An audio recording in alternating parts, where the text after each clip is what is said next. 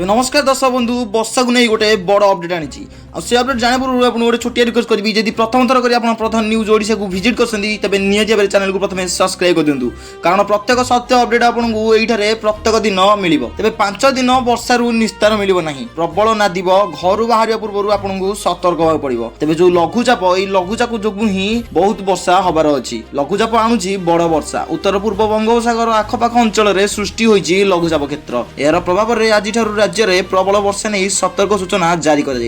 आसंता 28 तारिख पर्यंत राज्य में बिजुली घड़घड़ी सहित प्रबल अति प्रबल वर्षा नहीं आकलन आज दुई जिला को ऑरेंज वार्निंग जारी होती दुई जिला होची सुंदरगढ़ और संबलपुर यह 11 जिला को पानीपाग विभाग येलो वार्निंग जारी करिछि येलो वार्निंग जारी जिला गुड़िक वर्षा घड़घड़ी सह घंटा प्रति 30 रु 40 किलोमीटर बेगर पवन बहिबार संभावना रही तेज 25 तारिख में वर्षार परिमाण अधिक